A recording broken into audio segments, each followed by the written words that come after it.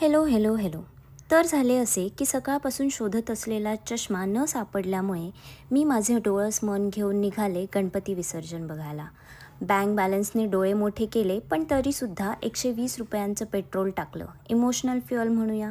आणि मग जहाँ हम वहाँ ये वाले आमचे बंधू आणि भगिनी आम्हाला जॉईन झाले. हॅशटॅग सदा फिरतीवर आम्ही मारुतीरायाच्या दर्शनाने सुरुवात केली. एकामागून एक मंडळं लागलेच होते आणि अखेर कानावर पडला तो आवाज. हाच तो.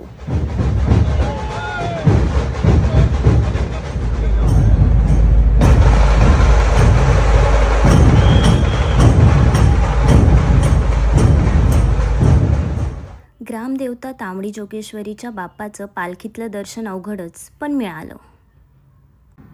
फायनली एक चांगली जागा मिळाली आणि इथे आम्हाला आमची एक कझिन जॉईन करणार होती. आता गणपती मिरवणूक म्हणजे तर गुलाल पाहिजेलच ना राव. गुलाल उधळत आणि फुल जल्लोषात एंट्री झाली पुण्याच्या राजाची. चला दर्शन घ्या आणि पुढे ऐका नादब्रह्मचा घंटानाद. खूप भूक लागलेली आणि अगदी मागच्याच स्टॉलवर गरम गरम वडापाव मिळाला. यांना 10x मध्ये पुण्य मिळणार आहे बरं का. मग एंट्री झाली तुळशीबाग गणपतीची. या बाप्पासमोर एवढी अफाट गर्दी पण इतुशी वाटते. ऑरा अनएक्सप्लेनेबल आहे. बरे, या पथकाने भारतीय टपालला ट्रिब्यूट दिले होते. त्यांचा कॉस्ट्यूम बघा, भारी ना. आणि त्याहून भारी होती त्यांची एनर्जी. ऐका.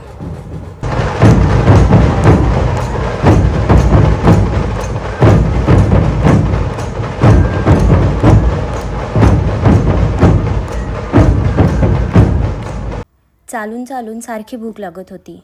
मग काय, परत पेट पूजा.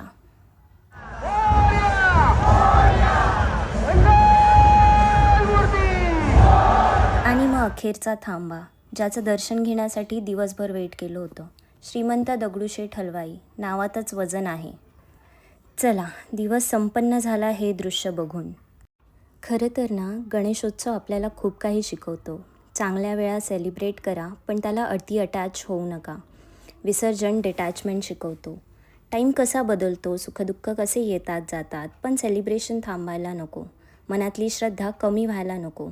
अशाच एक ना अनेक गोष्टी शिकत बाप्पाला निरोप दिला आणि घरी जायची वेळ झाली. बोला गणपती बाप्पा मोरया, पुढच्या वर्षी लवकर या.